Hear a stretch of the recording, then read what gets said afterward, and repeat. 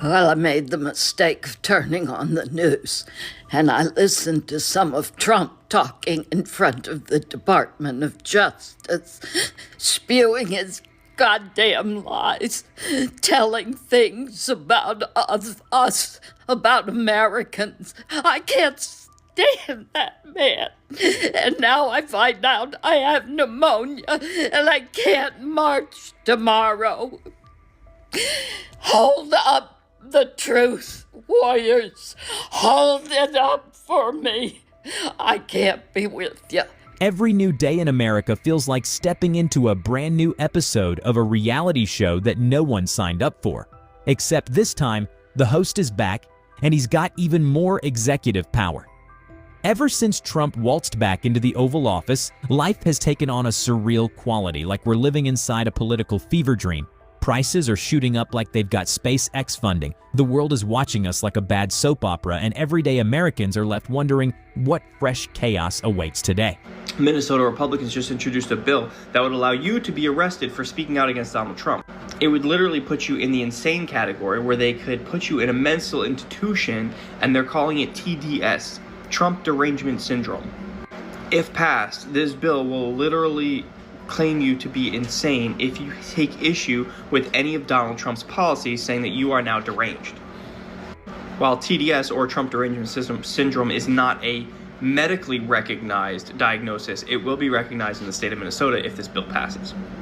If you speak out for any reason, you can end up in a mental institution. Now, that's not hyperbole, so according to Minnesota law, a concerned party just has to say, hey, this person seems to be deranged. Under the new law, you would then be able to be prosecuted with TDS, Trump Derangement Syndrome, and incarcerated in a mental institution for up to 6 months. And that can be extended should you no longer come out being part of the Trump cult. This is just another way that that the government is trying to suppress anyone who goes against Donald Trump. But here's the kicker. Trump isn't just running the country. He's got a chokehold on the media too. If a journalist so much as raises an eyebrow in skepticism, boom, suppressed, sidelined, or conveniently discredited. It's like North Korea's PR team got a side gig in Washington. Major networks, they've either bent the knee or learned to tread lightly, because the cost of speaking out is higher than the latest gas prices. I'm about to show you a video of something that happened all across the United States of America, and our press is not reporting on it. You're not going to see this on your local news.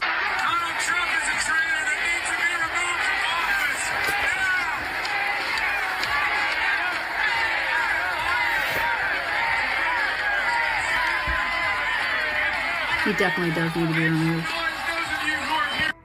Tell me why we're not seeing this on news stations. Across all of our states in the United States of America, we had veterans coming together and protesting Donald Trump.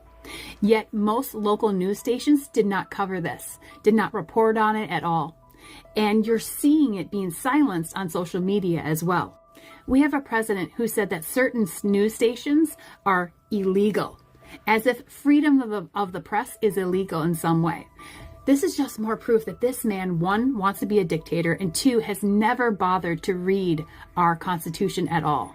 Now, I know he doesn't want to have this get out there, so do your best and share this post so that other people are aware that people are protesting and doing town halls all across the United States because people are not happy with what he's doing. But America has never been a country to sit back and watch democracy slip away without a fight. Enter the new wave of grassroots patriots, people who refuse to let a single man play dictator with their home. These aren't your typical political pundits or polished analysts. These are everyday Americans, teachers, factory workers, veterans, and even former Trump voters who see the writing on the wall and won't stay silent. Social media has become the new underground press, with independent voices cutting through the manufactured narrative. You would do it again. Raise your right hand and repeat after me. I will support and defend the Constitution and laws of the United States of America. Against all enemies.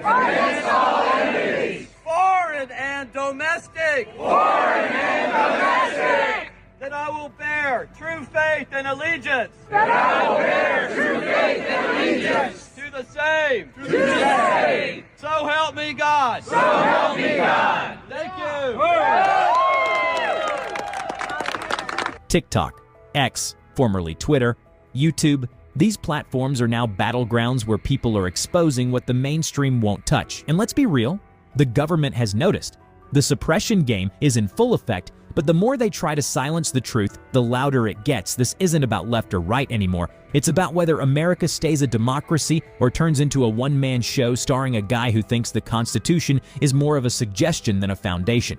And as long as there are Americans willing to stand up, speak out, and push back, the story isn't over yet. Donald Trump just defied a court order and deported 250 Venezuelan migrants despite a federal judge explicitly forbidding him from doing so. So over the weekend, Trump invoked the Alien Enemies Act of 1798, which is a wartime law that gives the president the authority to deport non-citizens without due process, which is why a federal judge yesterday ruled that Donald Trump must immediately stop his deportation flights and return all flights that are midair. However, this morning, the Trump administration decided that they want to defy the court order, and they told the judge that it is both too late to turn back the flights, and they claim that because the flights are currently over international waters, that the U.S. courts lack jurisdiction. So, in other words, Donald Trump just violated a federal court order, which is both an impeachable offense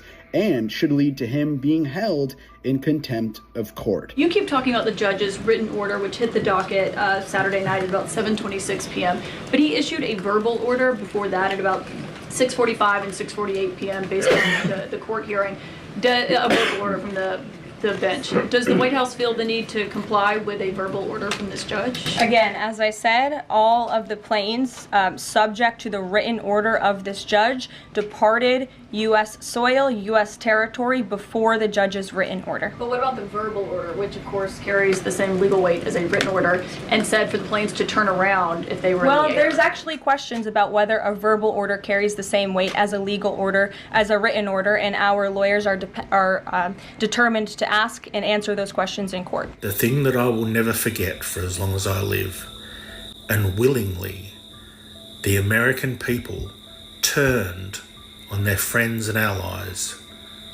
who were with them through wars, who were with them in their darkest days of 9/11, who stood by them shoulder to shoulder. Across America, a movement is brewing, one that the mainstream media conveniently forgets to mention. While primetime news cycles are busy glorifying Trump's latest strongman moment or spinning economic numbers that don't match what folks see at the grocery store, out in the streets, a very different reality is unfolding. From coast to coast, demonstrations are erupting in small towns and big cities alike. These aren't the neatly packaged, camera-ready protests that networks love to cover when it fits a specific narrative. No, these are the raw, unfiltered expressions of a country fed up with rising costs, political gaslighting, and a leader who treats democracy like his personal brand. In New York, crowds have flooded the streets, chanting against corporate bailouts and skyrocketing inflation. Regular folks, parents, college students, retirees are demanding answers as rent prices hit historic highs and wages remain stubbornly low. Meanwhile, in the Midwest, factory workers are staging walkouts, tired of being told the economy is booming while their paychecks stretch thinner than ever. And then there's the South, where deep red states are seeing something surprising. Conservatives who once wore MAGA hats now carrying signs that read, "We didn't vote for a king." Rural America, long assumed to be Trump's stronghold, is waking up to the fact that tax breaks for billionaires don't put food on the table. But if you turn on the news, silence. The protests don't fit the narrative, so they might as well not exist. Instead, media coverage focuses on the handful of carefully curated voices that paint a picture of unwavering support for Trump's America, as if dissent is just a thing of the past. But here's the thing, social media doesn't have a mute button. Videos of protests are racking up millions of views, showing everyday Americans demanding accountability, and signs that read, "We the people, not he the president." The movement is growing, and no amount of media suppression can keep it hidden forever. Because history tells us one thing: when people feel ignored, when they're pushed to the margins and told their voices don't matter, they shout even louder. And right now, America is shouting.